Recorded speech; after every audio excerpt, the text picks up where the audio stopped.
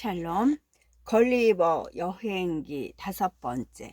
주장하는 논리는 이러하다. 상식에 있는 사람이 조심하고 경계하면 도덕으로부터 그의 재산을 지킬 수가 있다.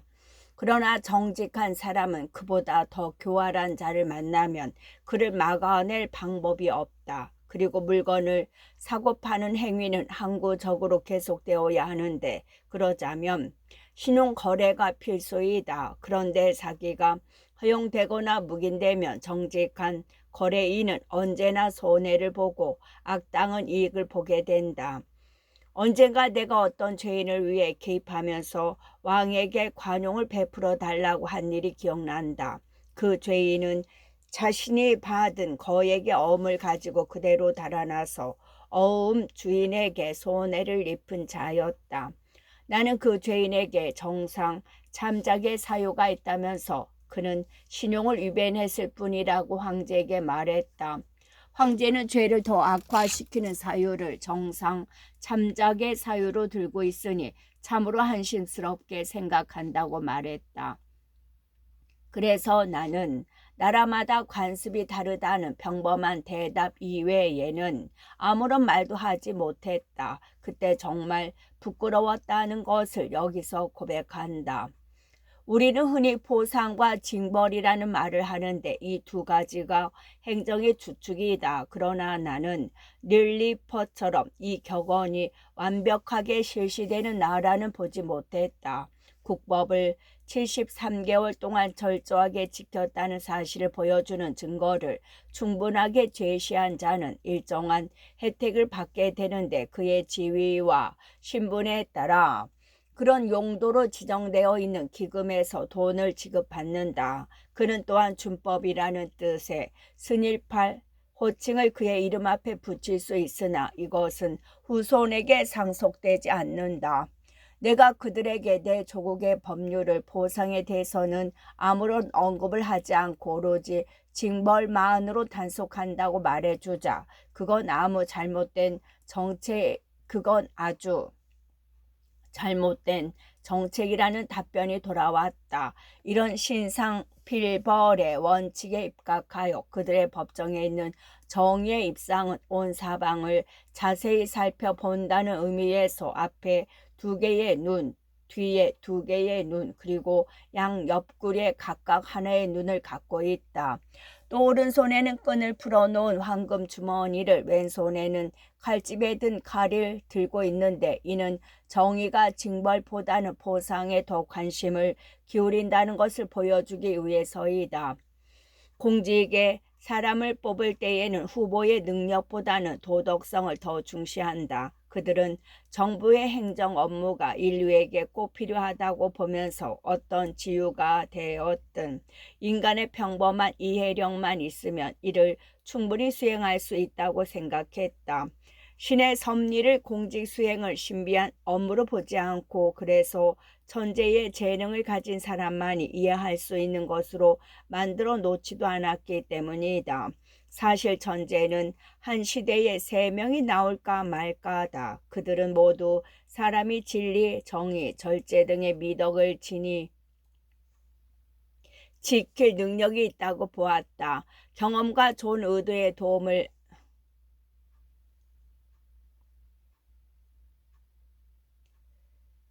그의 지위의 신분에 진리, 정의, 절제 등의 미덕을 지킬 능력이 있다고 보았다. 경험과 좋은 의도의 도움을 받아가며 이런 미덕을 실천하는 사람이라면 누구라도 그 나라의 공직에 나설 수 있다. 단 특별한 연구 과정이 필요한 공직을 제외하고는 말이다. 그러나 닐리퍼인들은 도덕성이 결여된 자는 아무리 뛰어난 재능을 갖고 있더라도 그런 결핍을 결코 보충할 수 없으며 따라서 그런 위험한 자에게 공직을 맡겨서는 절대로 안 된다고 생각했다. 도덕적 성품을 가진 사람이 무지에 의해 저지른 오류는 공공이익에 치명적인 피해를 입히지는 않는다. 그러나 부패한 경향이 있는 데다 그 자신이 부패한 심성을 숨기고 돋보이게 하고 옹호하는 능력을 가진 자의 고의적인 술수는 공공이익에 돌이킬 수 없는 피해를 입힌다. 마찬가지로 신의 섭리를 믿지 않는 자는 공직에 취임할 수가 없었다. 릴리퍼의 왕들은 자신을 신의 대리인이라고 공언했기 때문에 릴리퍼 사람들은 군주가 그의 행위의 근거가 되는 신의 권위를 부정하는 자를 임명하는 것은 어리석기 짝이 없는 일이라고 생각했다. 이런 법률과 다음의 법률들을 서술하는 데 있어서 나는 원래의 순수한 제도들을 말하는 것이지 닐리퍼 사람들이 인간성의 타락으로 인해 빠져들게 된 아주 부끄러운 부정부패를 언급하는 것은 아니다. 밧줄 위에서 춤을 잘 추거나 혹은 막대기 위를 잘 뛰어넘거나 그 밑을 잘 기어서 득회와 공로의 훈장을 얻는 관행을 말하는 게 아니다. 독자들은 이런 관행이 현 황제의 할아버지 시절에 도입됐다는 사실을 주목하기 바란다. 그 후 정당과 당파가 점진적으로 늘어나면서 현재와 같은 지경에 이르게 된 것이다. 배은망덕은 그들 사이에서 중재에 해당하는데 우리는 다른 나라들도 이렇게 여긴다는 것을 책에서 읽어 알고 있다. 그들은 이런 논리를 내세운다. 은인을 배신하는 자는 인류 전체의 공동의 적이 되어야 마땅하며 나머지 인류가 그 자에게 은혜를 베풀어 준 일이 있는지 여부와는 무관하게 그렇게 되어야 한다. 그는 이런 식으로 모든 인류를 적으로 돌렸기 때문에 인간 사회에서는 살아갈 수가 없다.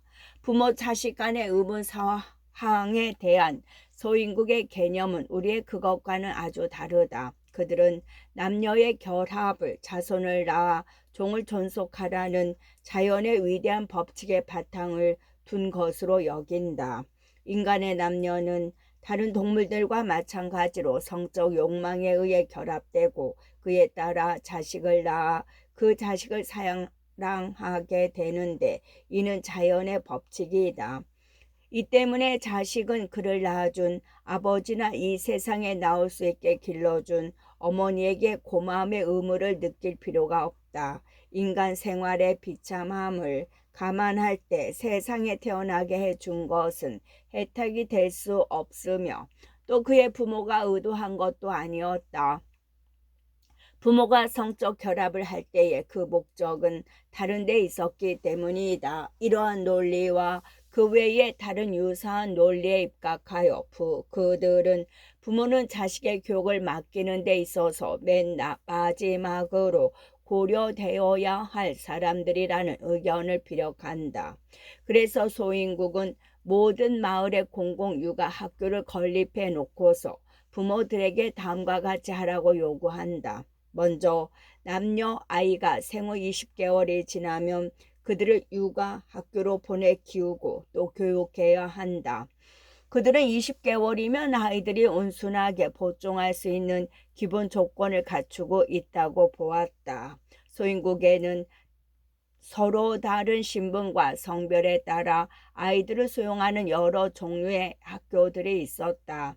또 부모의 지위, 아이들의 능력과 성향 등에 따라 아이들에게 적절한 생활 조건에 익숙해지도록 훈련시키는 교사들이 있었다. 나는 먼저 남자아이를 위한 육아 학교를 말하고 그 다음에 여자아이를 위한 육아 학교를 언급하겠다. 귀족이거나 고관 대작의 아이들을 위한 육아 학교에는 신중하고 학식 높은 교사들과 보조교사가 임명되었다. 아이들의 옷과 음식은 수수하면서도 간소했다. 그들은 명예, 정의, 용기, 겸손, 관대, 종교적 경건, 조국애 등의 원칙을 배우며 자란다. 아주 짧은 먹고 자는 시간을 제외하고 그들은 늘 일을 했다. 오락 시간은 2시간인데 체력 단련 과정이 그 안에 들어있었다. 아이들은 4살이 될 때까지는 남이 옷을 입혀 주었지만 그 이후에는 스스로 옷을 입어야 했다. 이것은 아무리 신분이 높더라도 예외가 없었다. 우리 나이로 치면 50세 정도 되는 여자 하인들도 있었는데 이들은 가장 전한 일만 했다. 아이들은 하인들과 대화를 해서는 절대 안 되며 오락을 할 때에도 소수의 무리를 이루어야 하고 반드시 교사 혹은 그의 보조 교사가 입회해야 했다. 이렇게 입회 감독을 함으로써 우리 영국의 아이들이 잘 저지르는 우행과 악덕에 빠져드는 것을 어릴 적부터 미연에 방지할 수 있었다.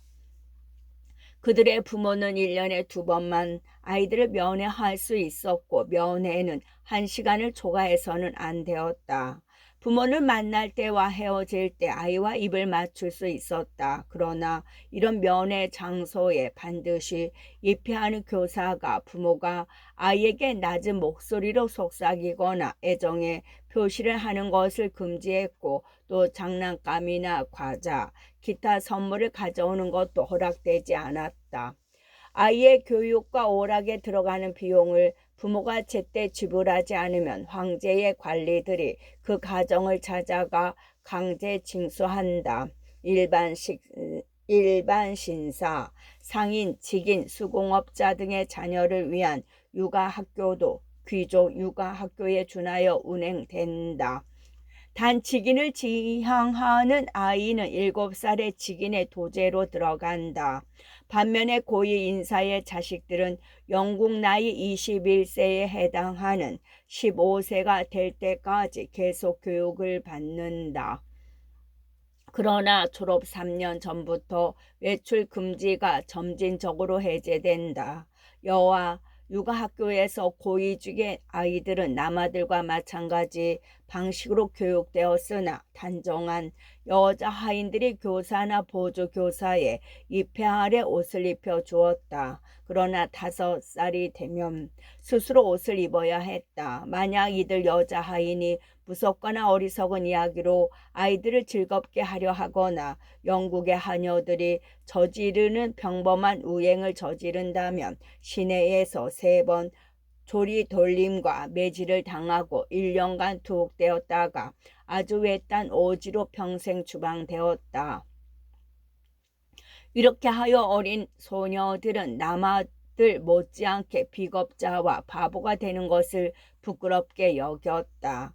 여아들은 예의와 청결이 요구되는 것 이상의 모든 개인 장신구를 경멸했다. 나는 또 여아라고 해서 교과 과정이 남아들과 달라지는 것은 발견하지 못했다.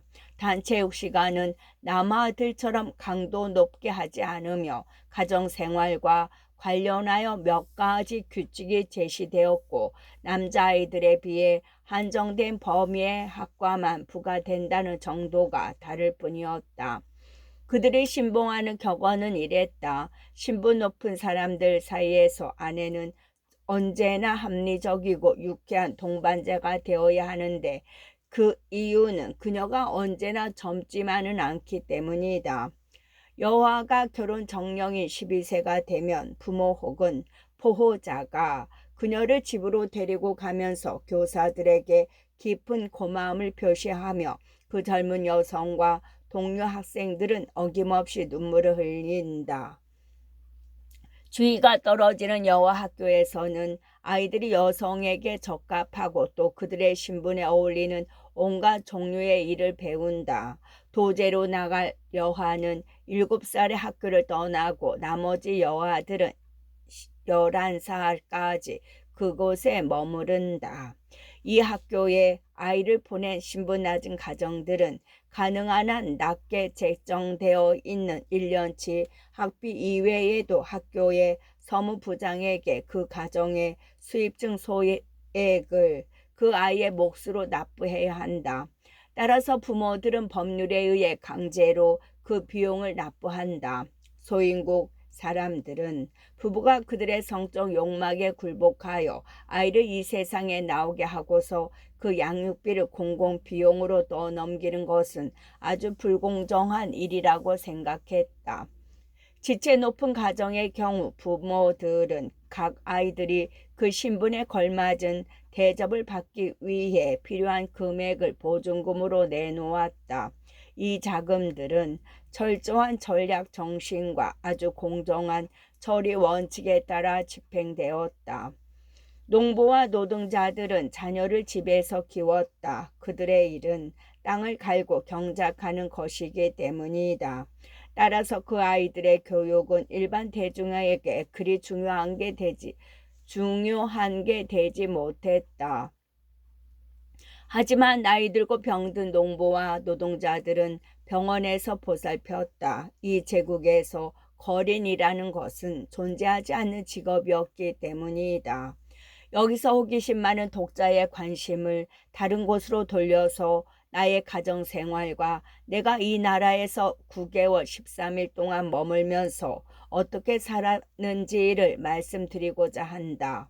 나는 손재주가 좀 있었고 그런 재주를 발휘할 필요가 있었으므로 나 자신을 위하여 왕실 공원에서 베어온 가장 큰 나무들을 가지고 탁자와 의자를 만들었다. 나의 셔츠와 침대 및 탁자에 들어갈 전을 만들어 주기 위해 200명의 잡모가 동원되었는데 그 전은 그들이 구할 수 있는 것들 중에서 가장 튼튼하면서도 거칠었다. 그들은 그 천을 여러 겹으로 덧대어 꿰매야 했다. 가장 두꺼운 것이라고 해봐야 면사포 정도의 두께였기 때문이다. 그들의 천은 한 장이 너비 8cm에 길이가 90cm였다. 잡모들은 땅에 누워있는 나의 신체 치수를 쟀다. 한 사람은 나의 목에, 다른 한 사람은 다리 중간 부분에 서서 길게 느린 줄을 양쪽에서 잡고서 길이를 쟀다. 그리고 세 번째 잡모가 2.5cm 길이의 자를 가지고 그 줄의 길이를 측정했다. 이어 그들은 나의 오른쪽 엄지손가락을 재고서 더 이상의 치수 작업은 하지 않았다. 그들은 수학적 계산에 의하여 엄지손가락 둘레의 2배가 손목 둘레라는 것을 알았고 목과 허리도 그런 식으로 치수를 알아냈다. 또 그들에게 본을 보이기 위해 땅에 펼쳐놓은 내 낡은 셔츠의 도움으로 그들은 치수를 정확하게 쟀다. 나의 겉옷을 만들기 위해 300명의 재봉사가 동일한 방식으로 동원되었다. 하지만 그들은 내 치수를 재는 또 다른 방법을 알고 있었다. 나는 무릎을 꿇고 앉았고 그들은 땅에서 내 목까지 사다리를 걸쳐 놓았다. 이어 그들 중 한 사람이 목 부분까지 올라와 수심을 재는 측량줄을 내 옷깃에서 땅바닥까지 내렸다. 그들은 내 옷의 길이를 정확하게 알려주었다. 그러나 허리와 양팔은 내가 직접 쟀다. 그 옷이 내 집에서 완성되었을 때 그 옷은 영국의 숙녀들이 만든 조각부를 이어 붙인 옷 같았다. 물론 이 옷은 한 가지 색깔이었지만 말이다. 그 옷이 내 집에서 완성되었을 때 소인들의 집 중 제일 큰 집도 그 옷을 보관할 수가 없었다. 내 음식을 준비하는 요리사는 300명이었는데 내 집 근처에 지어진 작고 편안한 오두막들이 주방이었다. 그들은 그곳에서 가족과 함께 살면서 하루에 2번씩 나의 음식을 준비했다. 나는 손에 20명의 시종을 올려놓고 그들을 식탁 위에 내려놓았다. 땅에서는 100여 명의 시종이 식사를 도왔는데 일부는 고기 그릇을 다루었고 일부는 와인이나 기타 주류의 술통을 메고 있었다. 그들의 양고기는 영국 것만 못하지만 쇠고기는 훌륭했다. 한 번은 아주 큰 허리살 고기가 나와서 3번에 나누어 씹어야 했는데 그건 드문 일이었다. 나의 하인들은 내가 영국에서 종달새 다리 고기를 먹는 것처럼 쇠고기를 뼈채로 먹는 것을 보고서 깜짝 놀랐다. 그들의 거위와 질면조는 보통 한 입에 먹어버렸는데 그 맛이 영국 것보다 훨씬 더 좋다는 사실을 실토해야겠다. 그들의 자그마한 닭고기는 내 칼 끝에 한 번에 20마리 혹은 30마리를 올려놓고 단숨에 먹어치웠다. 어느 날 황제는 나의 생활 방식을 보고 바꿔서 황제 자신과 황후 그리고 황자와 황녀들과 함께 나와 식사하는 행복을 맛보고 싶다고 했다. 황제는 이렇게 말하는 걸 좋아했다. 황제 일가는 모두 함께 왔고 나는 그들을 내 식탁 위에 마련된 귀빈석에 앉힌 뒤 그들 주위에 호위병들도 올려놓았다. 재무장관인 풀림랩도 장관 표징인 하얀 지팡이를 들고 참석했는데 자주 나를 시큰둥한 표정으로 쳐다보았다. 나는 그것을 못 본 채 했고 황제 일행에게 멋진 인상을 주기 위해 또 그 나라의 명예를 더욱 높이기 위해 평소보다 더 많은 음식을 먹었다. 내 생각으로는 황제 폐하의 내 집 방문이 풀림랩이 황제에게 나를 헛뜯을 좋은 기회가 된 것 같았다. 재무장관은 평소 심통맞은 성질과는 다르게 나를 자주 쓰다듬으며 애정 표시를 했지만 언제나 나의 은밀한 적수였다.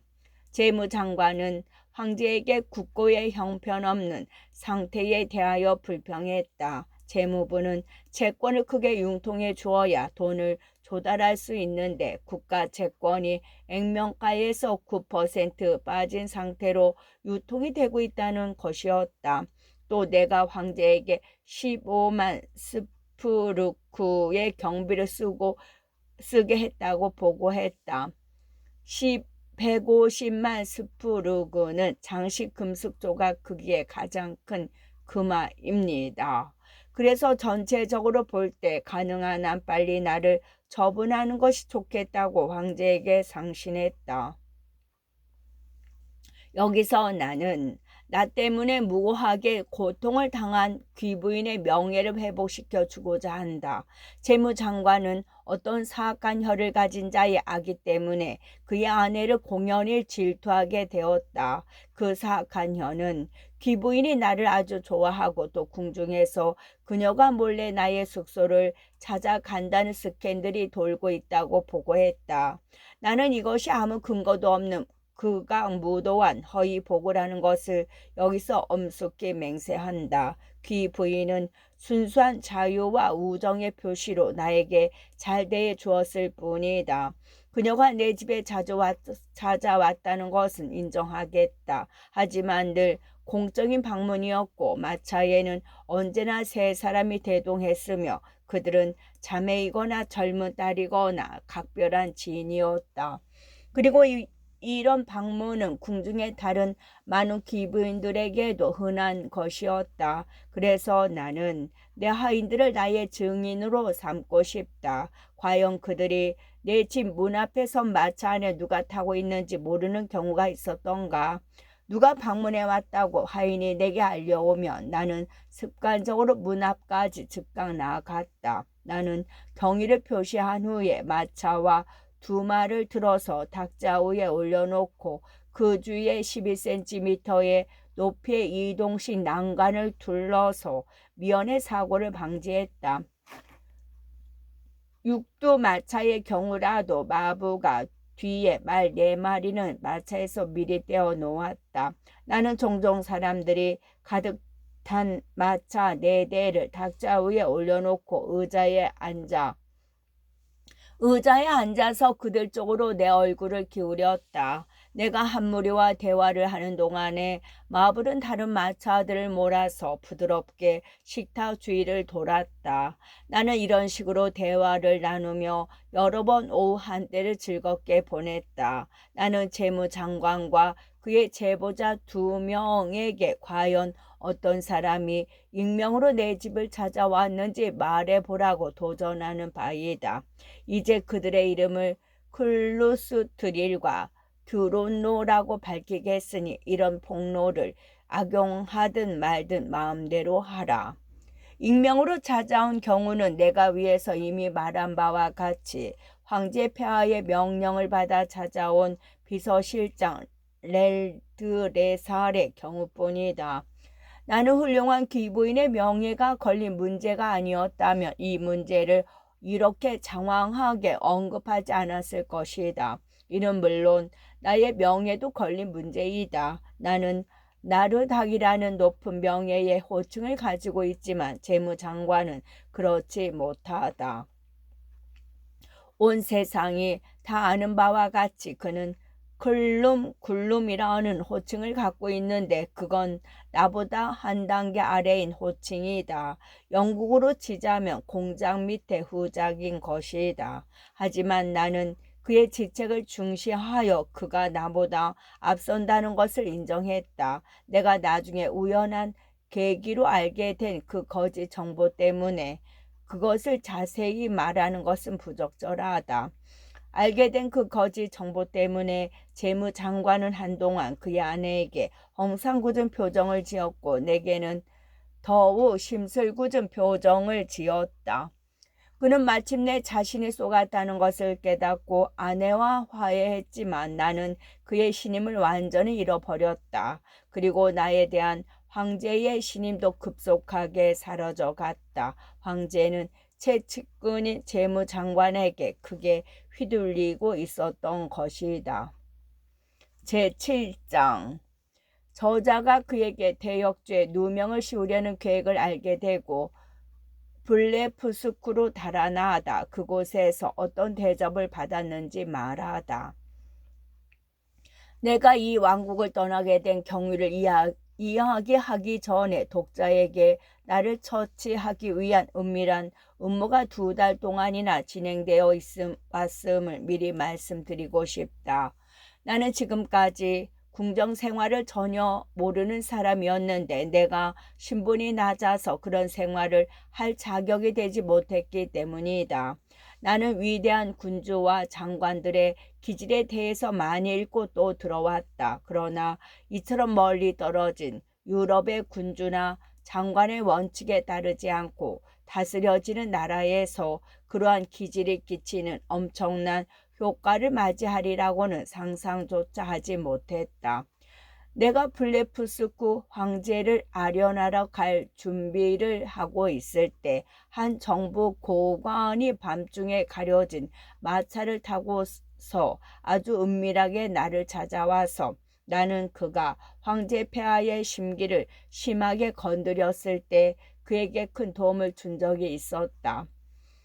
은밀하게 나를 찾아와서 누구인지 밝히지 않고 만나줄 것을 요청했다. 마부들은 곧 돌려보내졌고 나는 고관을 마차 안에 든 채로 내 호주머니에 집어넣었다. 그리고 신이 많은 하인에게 누가 찾아오면 내가 몸이 불편하여 잠자리에 들었다고 말하라고 이른 다음에 내 집의 문을 걸어 잠그고 평소 하던 대로 마차를 내 탁자 위에 올려놓았다. 이어 서로 인사를 나눈 다음에 나는 고관의 얼굴에 가득한 근심을 살펴볼 수 있었다. 그 이유를 물어보니 그는 나의 명예와 목숨이 걸려있는 중요한 문제라면서 내가 그의 이야기를 끝까지 들어주기를 바랐다. 그가 한 말은 다음과 같았는데 나는 그가 떠나자마자 그의 말을 그대로 기록해 두었다. 당신 때문에 최근에 고위 협의회가 여러 번 개최되었습니다. 그리고 불과 이틀이 지나지 않아 황제 폐하는 온전한 결정을 내렸습니다. 당신은 스키레시 볼골람 해군 장관이 당신이 이 나라에 도착한 이후 계속 당신의 치명적인 원수였다는 사실을 잘 알 겁니다. 그와 당초 무슨 이유로 그렇게 되었는지 그 이유를 나는 잘 알지 못합니다. 당신이 블레프스크를 상대로 큰 성공을 거둔 뒤에 그의 증오심은 부쩍 커졌습니다. 당신의 성공으로 해군 장관인 그의 명예가 발했으니까요. 해군 장관은 의처증 문제로 당신에게 악명 높은 적개심을 품은 재무장관 풀림넷과 결탁하여 당신을 거꾸로 트리기로 음모를 꾸몄습니다. 그리하여 육군 장관인